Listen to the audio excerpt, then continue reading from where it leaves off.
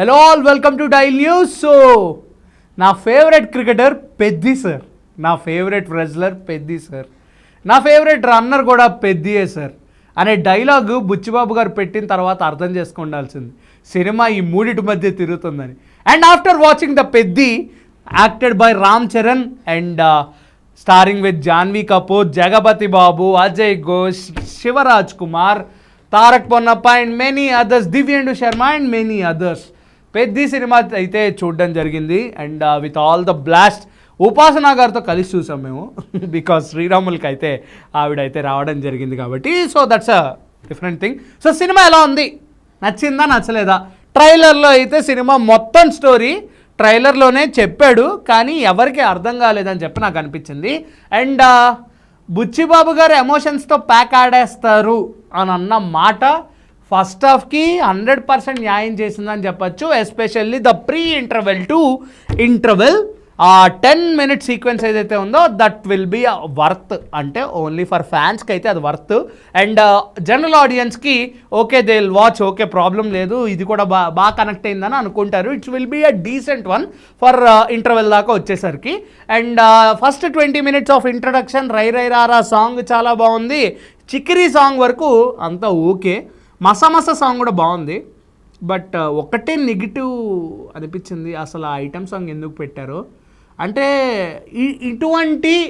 ఇటువంటి ఒక sports drama, ఇటువంటి ఒక ఎమోషనల్ డ్రామా, ఇటువంటి ఒక అంటే ఒక లైఫ్ స్టోరీ, ఇటువంటి ఒక జనాల స్టోరీ, ఒక ఊరి కథ ఒక హై ఆన్ ఎమోషనల్గా లేకపోతే high on serious point of వ్యూలో మనకు చూపించాల్సింది పోయి ఇటువంటి అంటే ఒక పీక్లో సాగుతున్న సెకండ్ హాఫ్ని అలా పడేసినట్టు ఆ item song that was a completely ఒక వరస్ట్ ప్లేస్మెంట్ అని చెప్పేసి అనిపించింది నాకు బుచ్చిబాబు గారి దగ్గర నుంచి.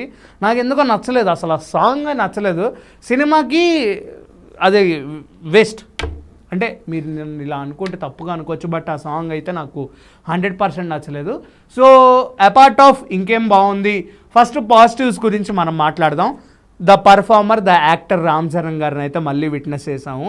సో రంగస్థలం సినిమాకి ఈ సినిమాకి ఏంటి తేడా అంటే, చెవు వినిపించకపోయినా అరే చెవిటి నా కొడక అని అన్నప్పుడు కూడా ఆయన పడ్డాడు. ఎక్కడ కూడా ఆట కూలి నా కొడక నీకు కొండోడ అదే కొండగాడరా ఈడు రే కొండగాడ అనే పాయింట్ ఏదైతే ఉందో ఎక్కడ కూడా ఈ పెద్దిగాడు పడ్డాడని చెప్పాలి. సో ఈ పెద్దిగాడిని అంత ఎలివేట్ చేశారు, పెద్దిగాడిని అంత ఓవర్గా చూపించారు. నిజంగా జస్టిఫై అయిందా అంటే, పెద్ది క్యారెక్టర్లో రామ్ చరణ్ అయితే నేను చూడలేదు, కంప్లీట్గా నేను పెద్దినే చూశాను.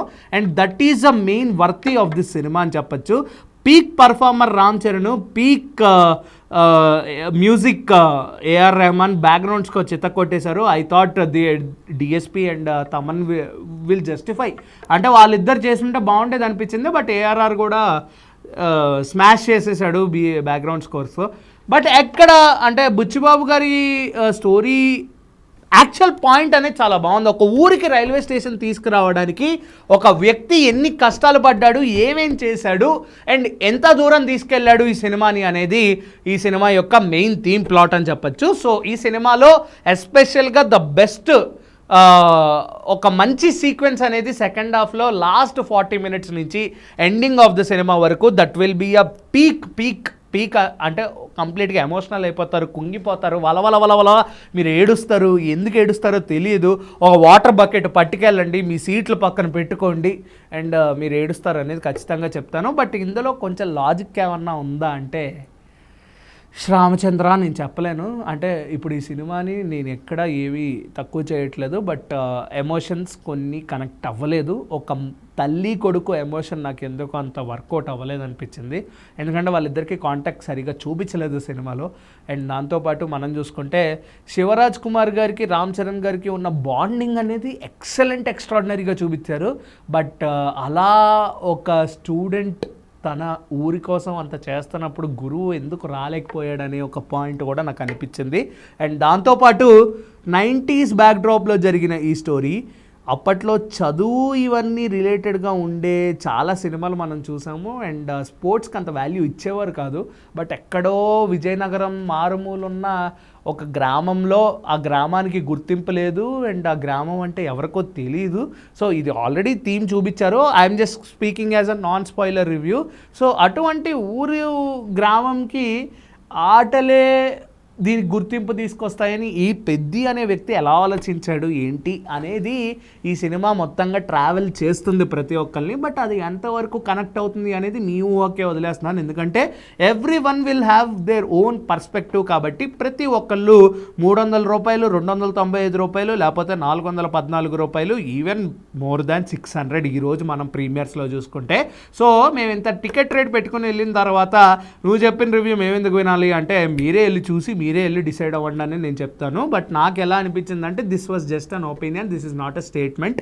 ఈ సినిమా చూసిన తర్వాత లిటరల్లీ అనిపించిన ఏకైక పాయింట్ ఏంటంటే ఒక స్పోర్ట్స్ మ్యాన్షిప్ యొక్క వాల్యూస్ అనేవి అండ్ దాంతోపాటు ఇలాంటి ఊరు ఆటగాళ్ళని కూడా మనం ఎంకరేజ్ చేయాలి అనే ఒక పాయింట్. అండ్ దాంతోపాటు ఒక మనిషి అనుకుంటే ఎంత దూరమైనా వెళ్తాడు, ఆ దేశాన్ని కూడా ప్రశ్నిస్తాడు, తన గ్రామం కోసం, తన ఒక ఊరి కోసం ఎంత దూరమైనా వెళ్తాడు అనే పాయింట్ కూడా చాలా క్లియర్ కట్గా చూపించారు. అండ్ ఈ స్టోరీ ఆల్రెడీ జూనియర్ ఎన్టీఆర్ గారికి లేకపోతే మహేష్ బాబు గారికి చెప్పారని చాలామంది అంటున్నారు. బట్ ఈ స్టోరీస్లో రామ్ చరణ్ గారిని తప్ప ఎవరిని ఊహించుకోలేరు, ఎందుకంటే it was a gutsy statement by Ram Charan గారు. ఒక గట్సీ అంటే ఇటువంటి రోల్స్ యాక్సెప్ట్ చేయడం కూడా చాలా గట్స్తో కూడుకున్న విషయాలు. బట్ సీరియస్గా చెప్పాలంటే కొన్ని ఎమోషన్స్ కనెక్ట్ అవ్వలేదు and there is a lag at second half. So అది కొంచెం ట్రిమ్ చేసి ఉండి అండ్ దాంతోపాటు కొంచెం ఈ యొక్క ఎమోషనల్ సీక్వెన్సెస్ ఏవైతే ఉన్నాయో అవి ఇంకా హార్ట్ వెరెంచింగ్ ఎమోషనల్గా లైక్ ఉప్పెనలో మనం చూసినట్టు ఇంకా బాగా మనల్ని అటాచ్ చేసేలా ఉంటే ఈ సినిమా ఇంకా ఇంకా ఇంకా ఇంకా బాగుండేదేమో అని అనిపించింది. బట్ ఎక్కడ నెగిటివ్గా నేనేం చెప్పట్లేదు. వై బికాస్ సినిమా ఇంకా రన్ కూడా సరిగా స్టార్ట్ అవ్వలేదు. This is not just statement అనమాట, it's just and review and opinion. కాబట్టి ఈ సినిమాని ఎక్కడ నేను స్పాయిల్ చేయను. బట్ నా ఒపీనియన్ విషయానికి వస్తే సినిమా బాగానే ఉంది. జాన్వీ కపూర్ ఎందుకుందో నాకు అర్థం కాలేదు సినిమాలో. వై బికాస్ హీరోయిన్గా ఏదో తీసుకున్నారు కాబట్టి సినిమాలో పెట్టారేమో అని అనిపించింది. అండ్ దివ్యేందు శర్మ గారిని కూడా స్టార్టింగ్లో చూపించారు తప్ప మళ్ళీ దివ్యేందు శర్మ గారి యొక్క క్యారెక్టరైజేషన్ సినిమాకి ఏమన్నా హెల్ప్ అయిందా అంటే అది కూడా నాకు ఎక్కడో హెల్ప్ అవ్వలేదని అనిపించింది. అండ్ దాంతోపాటు జగపతి బాబు గారు ఈ సినిమాకి ప్రాణం పోశారు. ఒక యాక్టర్గా ఆయన ఈ సినిమాకి ఎంతో కష్టపడ్డానని మొన్న ప్రీ రిలీజ్ ఈవెంట్లో ఒక డైలాగ్ చెప్తూ కూడా థూ అని ఆయన చెప్పిన డైలాగ్ మనం వింటున్నప్పుడు కూడా ఓకే ఏంటి నేను ఇంత ఓవర్గా చెప్తున్నాడు, నిజంగా అలా చేశాడా అనే పాయింట్ ఈ సినిమాలో ఆయన జస్టిఫై చేసాడు. ఖచ్చితంగా he is the soul of the cinema. Peddi అనే సినిమాకి పెద్దిగాడు కాదు, Appala Suri is the whole and soul. అంటే కంప్లీట్గా తనే ఈ సినిమాకి. తను లేకపోతే పెద్దిగాడు అనేవాడు ఇంత దూరం వెళ్ళడు అనే పాయింట్ అయితే క్లియర్ కట్గా చూపించారు. బట్ జాన్వీ కపూర్ గారు అండ్ దివ్యేందు శర్మ గారు అంత వర్త్ అనిపించలేదు. వాళ్ళ క్యారెక్టర్స్ చాలా బాగా చేశారు. వాళ్ళ ప్లేస్మెంట్స్లో వాళ్ళు ఎక్స్ట్రాడినరీగా చేసినా వాళ్ళ క్యారెక్టర్స్కి అంత స్పేస్ లేదు, అంత స్పెసిఫికేషన్ లేదు. అండ్ దే ఆర్ నాకు ఎందుకో అంత ఏం అనిపించలేదు వాళ్ళ క్యారెక్టర్స్ చూసినప్పుడు కూడా. అండ్ దాంతోపాటు అపార్ట్ ఆఫ్ దట్ సినిమాలో ఇంకేం బాగా నచ్చింది అంటే కుస్తీ సీక్వెన్సెస్ కానీ అండ్ దాంతోపాటు రన్నింగ్ సీక్వెన్స్ ఏదైతే ఉంటుందో that will be a more highlight. And క్లైమాక్స్లో మీరు ఖచ్చితంగా ఏడుస్తారు. It will be on highest emotional note. So emotional note అనేది రామ్ చరణ్ గారి వైజ్గా ప్రతి ఒక్కళ్ళు తన లైఫ్ని రామ్ చరణ్ గారిలో చూసుకొని అంటే ఆలోచిస్తే ఒకసారి ఇమాజిన్ చేసుకున్నా సరే మీకు ఖచ్చితంగా కన్నీళ్ళు అయితే రావాలి, కంపల్సరీగా వస్తాయి. ఈరోజు ఒక యాక్టర్ రామ్ చరణ్ అయితే మళ్ళీ నేను విట్నెస్ చేశాను యాజ్ పెద్ది.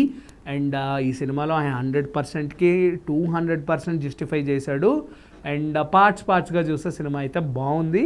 బట్ ఓవరాల్గా సినిమాకి ఎంత రేటింగ్ ఇస్తావు, ఈ సినిమా ఏంటి, పెద్ది గురించి ఇంత చెప్పావు కాబట్టి వాట్స్ యువర్ ఒపీనియన్ అని మీరు నన్ను అడిగితే ఈ cinema is a family watch.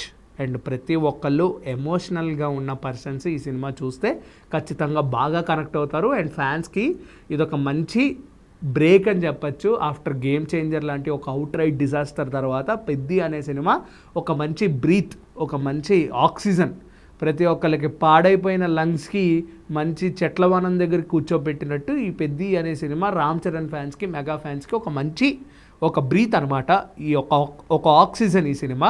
And general audience విషయానికి వస్తే కొన్ని సెక్టార్స్ వరకు ఈ సినిమా కన్విన్స్ చేస్తుంది, కొన్ని సెక్టార్స్ వరకు ఈ సినిమాని వాళ్ళు యావరేజ్ ఆర్ బిలో యావరేజ్గా చూస్తారు తప్ప ఈ సినిమాని హయ్యెస్ట్ ఎమోషనల్ నోట్లో బాగా ఎమోషనల్గా ఫీల్ అయిపోయే వాళ్ళు తప్ప మిగతా సెక్టర్ ఆఫ్ ఆడియన్స్ ఈ సినిమాని అంత బాగా రిసెప్షన్ ఇవ్వలేరేమో అని నా పాయింట్. బట్ ఓవరాల్గా ఈ సినిమా ఖచ్చితంగా థియేటర్స్లో చూడండి. It is running from now. So Peddi అనే సినిమా రామ్ చరణ్ గారికి ఒక మంచి బ్రేక్ ఇవ్వాలని అయితే మనస్ఫూర్తిగా కోరుకుంటున్నాను. And as an actor he have done everything.